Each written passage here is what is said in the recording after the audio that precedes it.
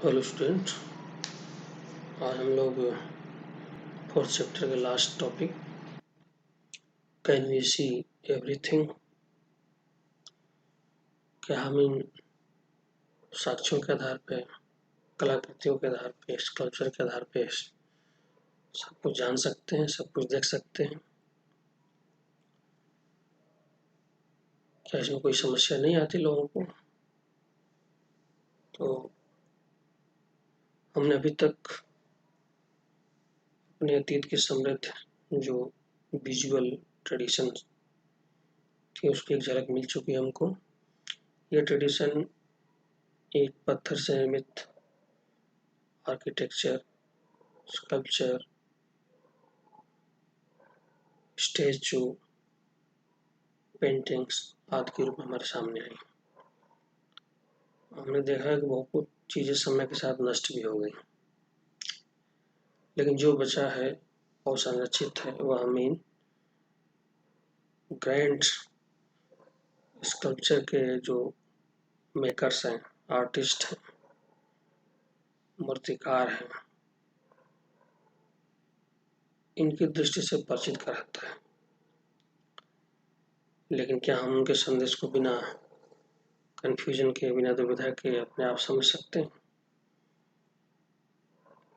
क्या हम कभी अब पूरी तरह समझ पाएंगे कि लोग इन कलाकृतियों को देखते हुए पूछते थे उनके लिए क्या महत्व था?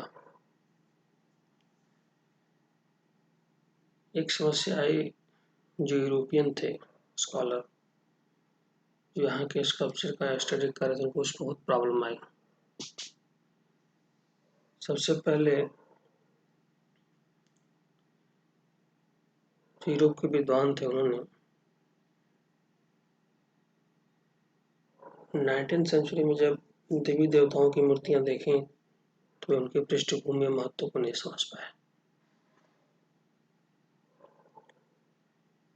कई सिरों, हाथों वाली या मनुष्य जानवरों के आधे आधे रूप को मिलाकर बनाई गई मूर्तियां उन्हें विकृत लगती थी। कई बार वे घृणा से भर जाते थे।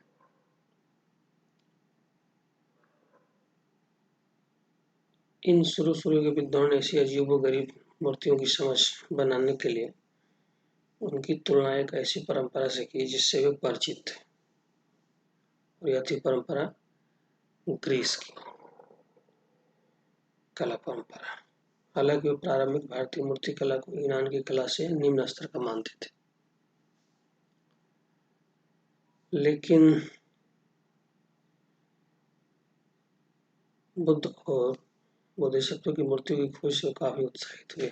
ऐसा इसलिए हुआ कि ये मूर्तियां यूनानी प्रतिमानों से प्रभावित थीं, और इनका जो निर्माण, जो अवशेष मिले वो तक्षशिला और पेशावर जैसे उत्तर पश्चिम के नगरों से मिले, और इन इलाकों में ईसा से 200 साल पहले भारतीय यूनानी शासकों ने राज्य बनाए थे।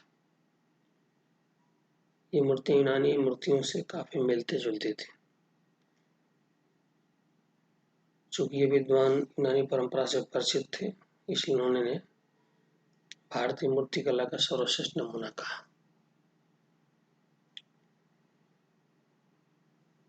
परिणामतः इन विद्वानों ने इस कला को समझने के लिए एक तरीका अपनाया जो हम अक्सर अपनाते हैं।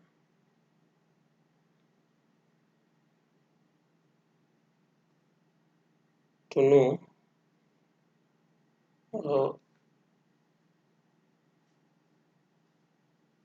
परिचित चीजों के आधार पर अपरिचित चीजों को समझने का पैमाना तैयार करना।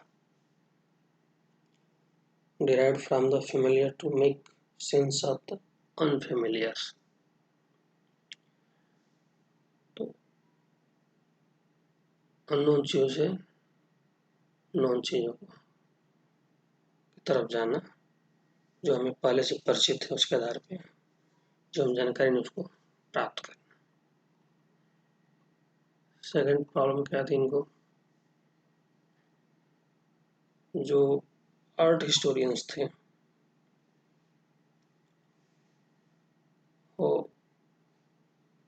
मीनिंग यहाँ के इंडियन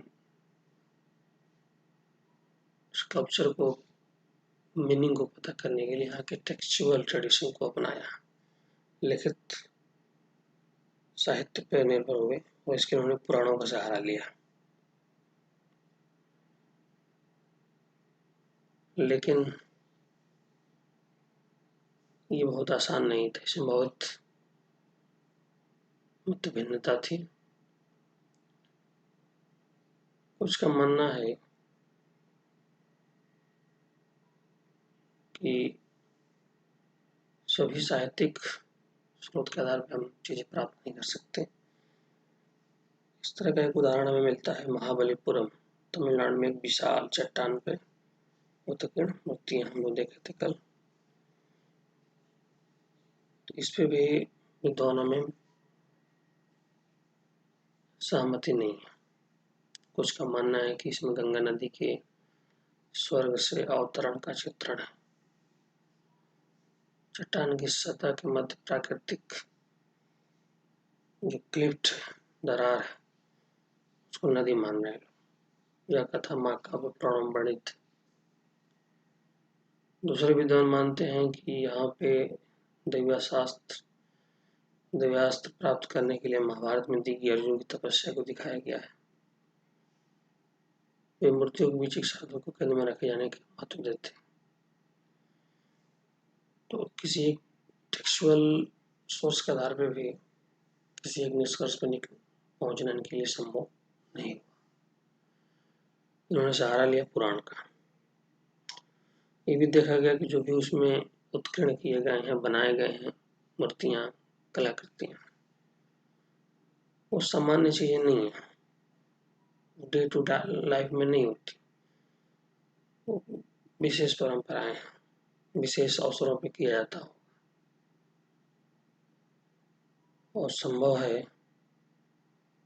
कि धार्मिक गतिविधियां और दार्शनिक मान्यता कि उनकी सक्रिय परंपरा रही हो। जो दिखाएगा मात्र उसका कुछ छोटा सा हिस्सा ही